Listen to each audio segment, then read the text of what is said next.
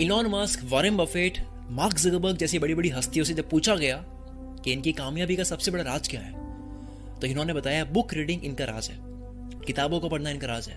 पर शायद आपको उन किताबों के नाम नहीं पता होंगे जिनको पढ़कर आज ये दुनिया के सबसे पावरफुल लोग बने हैं।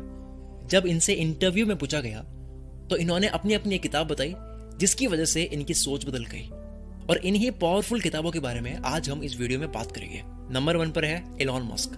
सबसे पहले हम आते हैं करंट टाइम के सबसे ट्रेंडिंग आदमी पर, जो दुनिया को इम्पॉसिबल लगने वाले आइडियाज पर काम करने के लिए बहुत फेमस है।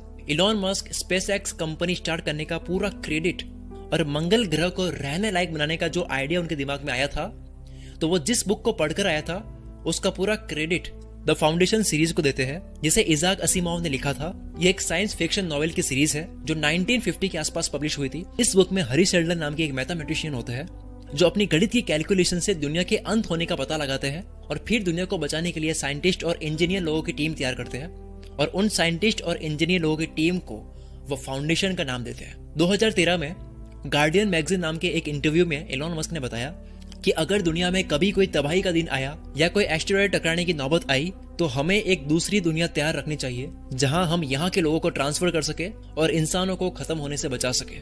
और इस बुक के अकॉर्डिंग ही इलॉन मस्क ने हरी शेल्डन के जैसे अपना खुद का फाउंडेशन तैयार किया है, जिसे उन्होंने स्पेसएक्स का नाम दिया है। Number 2, Warren Buffett. जब वॉरेन बफेट 9 साल के थे, उनके फादर के इन्वेस्टिंग की शॉप थी जहां वो लोगों के पैसों को इन्वेस्ट करवाते थे। तभी वॉरेन बफेट का इंटरेस्ट इन्वेस्टिंग रिलेटेड बुक्स में बढ़ने लगा और 19 की उम्र में उन्हें एक परफेक्ट इन्वेस्टिंग बुक मिली जो थी द इंटेलिजेंट इन्वेस्टर। ये तो आपको पता ही होगा कि वॉरेन बफेट दुनिया के सबसे सक्सेसफुल इन्वेस्टर माने जाते हैं, लेकिन क्या आपको ये पता है कि इन्होंने अपने इन्वेस्टिंग के काफी टैक्टिक्स इस बुक से सीखे हैं जिसका नाम है द इंटेलिजेंट इन्वेस्टर। इस बुक को स्टॉक मार्केट की बाइबल कहा जाता है, जिसे बेंजामिन ग्राहम ने लिखा था। ग्राहम ने इस बुक में वैल्यू इन्वेस्टिंग की फिलोसॉफी के बारे में लिखा है। वैल्यू इन्वेस्टिंग ग्राहम की खुद की फिलोसॉफी थी। फॉर्च्यून मैगजीन के एक इंटरव्यू में वॉरेन ने कहा कि इस बुक ने मेरी पूरी जिंदगी बदल दी, और अगर मैंने इस बुक को नहीं पढ़ा होता तो आज भी लोगों के घर मैं न्यूज़पेपर डिलीवर कर रहा होता। नंबर 3 पर है बिल गेट्स। सबसे लंबे टाइम तक दुनिया के रिचेस्ट इंसान रहने वाले बिल गेट्स फैक्टफुलनेस बुक को पढ़कर बहुत इंस्पायर हुए थे। इस बुक को कैरोलिंस्का यूनिवर्सिटी के एक्स प्रोफेसर हंस रॉसलिंग ने लिखा था। इस बुक में रॉसलिंग ने बताया कि दुनिया को सिर्फ फैक्ट्स के अकॉर्डिंग देखना चाहिए। इस बुक के बारे में बिल गेट्स ने खुद अपने ब्लॉग gatesnotes.com पर बताया है कि कैसे हंस रॉसलिंग ने दुनिया को इनकम के अकॉर्डिंग 4 भागों में बांटा है और कैसे दुनिया एक ही टाइम में अच्छी और बुरी दोनों हो सकती है। नंबर 4 पर है जैक डॉर्सी। ट्विटर के को founder and CEO Jack Dorsey अपनी सक्सेस की main inspiration the Art Spirit book को बताते हैं, जिसे रॉबर्ट हेनरी ने लिखा था। इस बुक में अमेरिका के बेस्ट आर्टिस्ट के बारे में लिखा हुआ है और बताया है कि असल में क्रिएटिव माइंड कैसे काम करता है, यानी एक आर्टिस्ट का माइंड कैसे काम करता है। इस बुक ने कैसे जैक को ट्विटर बनाने के लिए इंस्पायर किया, इसका जवाब इन्होंने खुद दिया है। जब वो 2013 में स्टार्टअप स्कूल नाम की जगह पर स्पीच दे रहे थे, तब उन्होंने कहा सिलिकॉन वैली में कोई भी इंसान किसी और कंपनी के नक्शे कदम पर चलकर अपनी कंपनी को सक्सेसफुल बना सकता है। यानी कि वहां पर पहले से जो कंपनीज है, अगर आप उनके देखा देखी भी कर लोगे, उनके जैसे प्रोडक्ट्स भी बना लोगे, तब भी आप सक्सेसफुल बन जाओगे।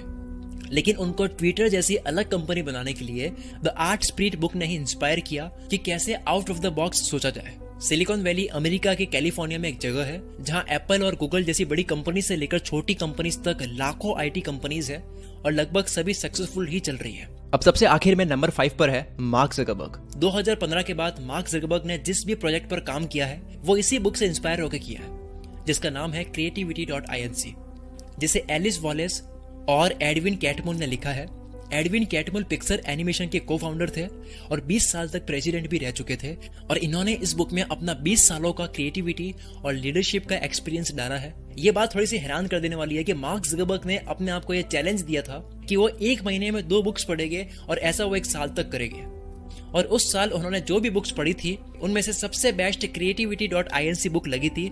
ऐसा इन्होंने 2015 में एक फेसबुक पोस्ट करके बोला था। इस बुक ने मार्क ज़करबर्ग को इतना इंस्पायर किया कि इन्होंने अपने कैलिफोर्निया हेडक्वार्टर के दीवार पर बड़ा सा कोट लिखवाया है, जो कि है done is better than perfect. Means perfect के पीछे देरी करने से अच्छा है कि उस काम को पूरा ही कर दो।